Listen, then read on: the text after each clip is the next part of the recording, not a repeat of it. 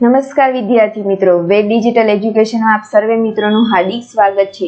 આજે આપણે ગુજરાત માધ્યમિક અને ઉચ્ચતર માધ્યમિક શિક્ષણ બોર્ડ ગાંધીનગર દ્વારા શૈક્ષણિક વર્ષ 2023-24 દ્વારા નવા માળખા પ્રમાણેનું પેપર સોલ્યુશનની સંપૂર્ણ ચર્ચા કરીશું, જેમાં ધોરણ 12 વિષય સમાજશાસ્ત્રના પૂર્ણતઃ પેપરની ચર્ચા કરીશું। તો આ પેપરની પીડીએફ એ ઉપરાંત ગાલા એસાઇનમેન્ટના તમામ પેપરના સોલ્યુશનની પીડીએફ તમને ક્યાંથી મળતી રહેશે એ આપણે આગળ ચર્ચા કરીશું।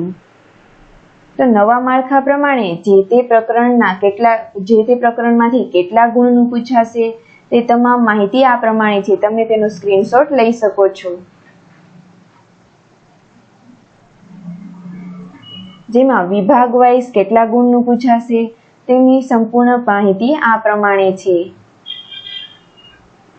તો ચાલો આપણે નમૂનાનું પ્રશ્નપત્રની શરૂઆત કરીએ, જેમાં પેલું છે વિભાગ એ, જેમાં પ્રશ્ન 1 છે, નીચેના પ્રત્યેક પ્રશ્નોમાં આપેલા વિકલ્પોમાંથી યોગ્ય વિકલ્પ પસંદ કરીને સાચો ઉત્તર આપો, જેમાં દરેકના 1 ગુણ છે।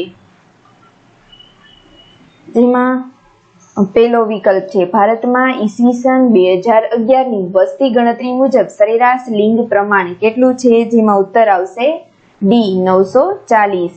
ત્યારબાદ બીજો વિકલ્પ છે, વસ્તીના બંધારણને શું કહે છે, તેમાં જવાબ આવશે ડી વસ્તીનું માળખું। ત્યારબાદ ત્રીજો વિકલ્પ છે, લોક સંસ્કૃતિની પરંપરા કેવી છે, જેમાં ઉત્તર આવશે બી મૌખિક। ત્યારબાદ ચોથો વિકલ્પ છે, કયો સમુદાય સમતાવાદી અને સમન્વયકારી છે, જેમાં જવાબ આવશે બી શીખ સમુદાય। ત્યારબાદ પાંચમો વિકલ્પ છે, આદિવાસીઓની સંખ્યાની દ્રષ્ટિએ ભારત વિશ્વમાં કયા ક્રમે આવે છે, જેમાં જવાબ આવશે બી દ્વિતીય। આ પેપરના સંપૂર્ણ સોલ્યુશનની પીડીએફ તમને ક્યાંથી મળશે, એ ઉપરાંત બીજા વિષય વાઇઝ સોલ્યુશનો પણ તમને ક્યાંથી મળશે એની સંપૂર્ણ ચર્ચા કરીએ। અમારી એપ્લિકેશન છે વેદ ડિજિટલ એજ્યુકેશન, જેને તમે ગૂગલ પ્લે સ્ટોર પરથી ઇન્સ્ટોલ કરો। ઇન્સ્ટોલ કર્યા બાદ ઓપન બટન પર ક્લિક કરીને અહીં તમારો મોબાઈલ નંબર એન્ટર કરીને સેન્ડ ઓટીપી પર ક્લિક કરો, એટલે 4 અંકનો ઓટીપી આવશે, તેને એન્ટર કરો। ત્યારબાદ આ પ્રકારનું તમને પેજ જોવા મળશે। અહીંથી તમને ગુજરાત સરકાર દ્વારા પ્રકાશિત પેપરના સોલ્યુશન, એ ઉપરાંત આપણે જે પેપરની ચર્ચા કરી રહ્યા છીએ તેનું પૂર્ણતઃ સોલ્યુશન તમને અહીંથી મળી રહેશે। એ ઉપરાંત ગાલા એસાઇનમેન્ટના તમામ પેપરના સોલ્યુશનો પણ તમને અહીંથી મળી રહેશે, તો તમે પેઇડ કોર્સમાં જઈને જોઈ શકો છો। એ ઉપરાંત યુટ્યુબ વિડીયોઝમાં જતા જે તે ધોરણના વિષય વાઇઝ અને પ્રકરણ વાઇઝ તમામ સોલ્યુશનો પણ તમને અહીંથી મળશે। પ્રકરણ વાઇઝ સોલ્યુશનમાં તમને પાઠની સમજૂતી, સ્વાધ્યાય સોલ્યુશન, એ પ્રકારની તમામ માહિતી તમને અહીંથી મળી રહેશે। તો આ માહિતી તમારા મિત્રો કે સગા સંબંધીઓને શેર કરો। તો ચાલો આપણે આગળ વધીએ। છઠ્ઠો વિકલ્પ છે, ટોટેમવાદ શેમાં જોવા મળે છે, જેમાં જવાબ આવશે બી અનુસૂચિત જનજાતિ। ત્યારબાદ સાતમો વિકલ્પ છે, ચિરંજીવી યોજના કયા પ્રકારની યોજના છે, જેમાં જવાબ આવશે સી આરોગ્ય અને પરિવાર કલ્યાણ। ત્યારબાદ આઠમો વિકલ્પ છે, મહિલા સશક્તિકરણના લક્ષણો કોણે આપ્યા છે, જેમાં જવાબ આવશે સી ડોક્ટર ચંદ્રિકાબેન રાવલ। ત્યારબાદ નવમો વિકલ્પ છે, સંસ્કૃતિનું સમન્વયીકરણ કઈ પ્રક્રિયાથી થાય છે, જેમાં જવાબ આવશે એ વૈશ્વિકીકરણ। ત્યારબાદ 10મો વિકલ્પ છે, સામાજિક રચનાતંત્ર અને કાર્યોમાં આવતું પરિવર્તન એટલે સામાજિક પરિવર્તન, એવું કોણે કહ્યું હતું, જેમાં જવાબ આવશે સી કિંગ્સલે ડેવિસ। ત્યારબાદ 11મો વિકલ્પ છે, ડિજિટલ કમ્પ્યુટરની શોધ ક્યારે થઈ હતી, જેમાં જવાબ આવશે બી ઈસવીસન 1946।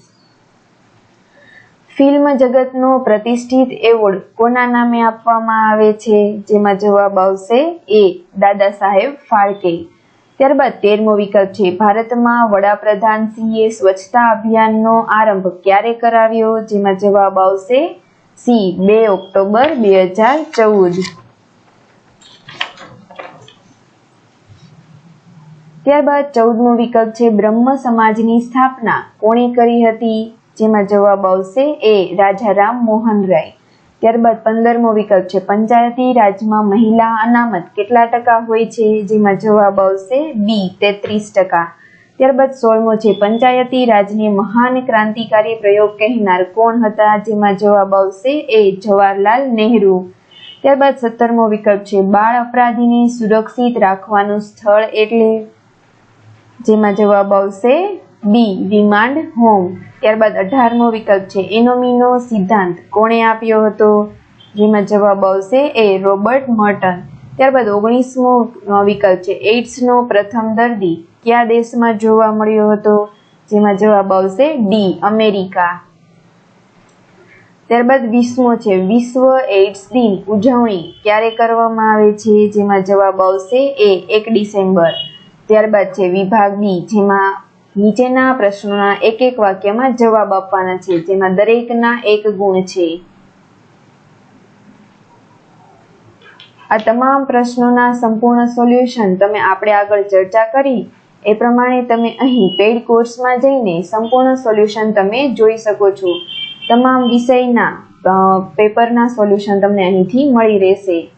વિભાગ બી 21મો પ્રશ્ન છે ગુજરાતના કયા કાર્યક્રમો સાંસ્કૃતિક વૈવિધ્યના ઉત્તમ ઉદાહરણો છે? જેમાં જવાબ આવશે ગુજરાતના ગરબા અને પતંગોત્સવ વૈશ્વિક દ્રષ્ટિએ સાંસ્કૃતિક વૈવિધ્યના ઉત્તમ ઉદાહરણો છે. ત્યારબાદ 22મો પ્રશ્ન છે સંસ્કૃતિ એટલે શું? જેમાં જવાબ આવશે સંસ્કૃતિ એટલે કોઈ એક પ્રજાની લાક્ષણિક જીવન રીતિ. ભારતીય સંસ્કૃતિ એટલે માનવતા, સહિષ્ણુતા, વિશાળતા, એકતા, બિનસાંપ્રદાયિકતા અને સાતત્યતાના લક્ષણ ધરાવતી સંસ્કૃતિ. આદિવાસીઓ જાદુમાં તેઓ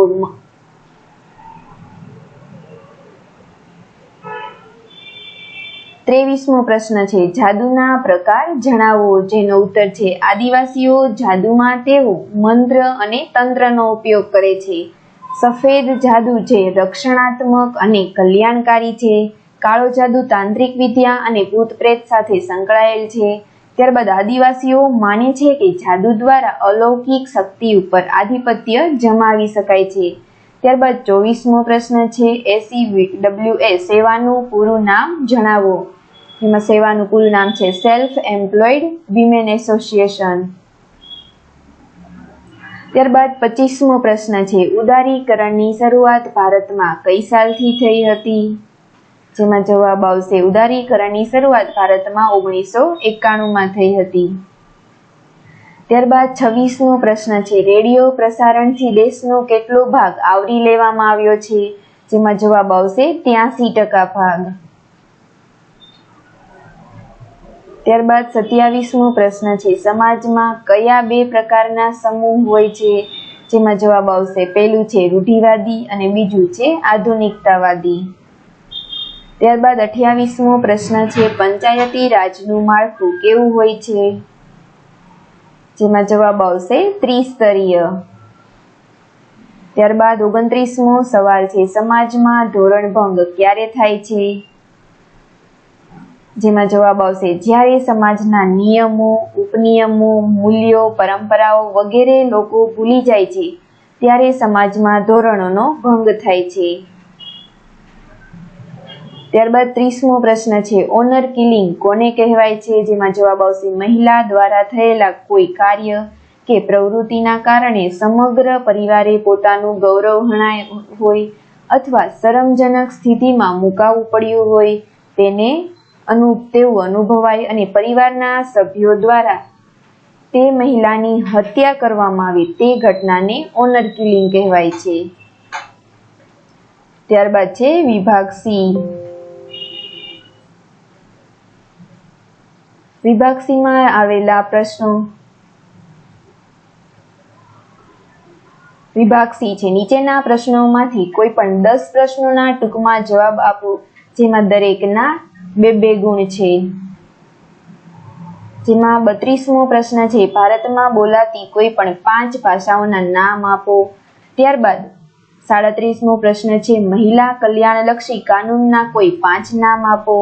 ત્યારબાદ 40મો પ્રશ્ન છે સુધારાવાદી સામાજિક આંદોલનો કયું કાર્ય કરે છે? આ તમામ પ્રશ્નોના સોલ્યુશન આપણે આગળ ચર્ચા કરી એ પ્રમાણે તમે અહીં પેઇડ કોર્સમાં જઈને જોઈ શકો છો. ત્યારબાદ છે વિભાગ ડી, જેમાં છે નીચે આપેલ પ્રશ્નોમાંથી કોઈ પણ 10 પ્રશ્નોના જવાબ મુદ્દાસર આપો, જેમાં દરેકના 3 ગુણ છે. જેમાં 47મો પ્રશ્ન છે ભારતના ખ્રિસ્તી સમુદાયની સમજૂતી આપો. ત્યારબાદ 52મો પ્રશ્ન છે ઉદારીકરણના ગેરલાભ જણાવો. ત્યારબાદ 56મો પ્રશ્ન છે ટૂંકનોંધ લખો પ્રોબેશન. ત્યારબાદ આવશે વિભાગ ઈ, જેમાં છે નીચે આપેલ પ્રશ્નોમાંથી કોઈ પણ 4 પ્રશ્નોના જવાબ સવિસ્તર આપો, જેમાં દરેકના 5 ગુણ છે. જેમાં 62મો પ્રશ્ન છે ક્રાંતિકારી સામાજિક આંદોલનની વિશેષતાઓ જણાવો. ત્યારબાદ 64મો પ્રશ્ન છે નશીલા દ્રવ્યોના વ્યસનના કારણો વિગતે સ્પષ્ટ કરો. આ તમામ પ્રશ્નોના જવાબ સાથેના સોલ્યુશન તમને અહીંથી મળી રહેશે. તો અહીં જઈને પેઇડ કોર્સમાં જઈને તમે એ સોલ્યુશનો જોઈ શકો છો. થેન્ક યુ વિદ્યાર્થી મિત્રો.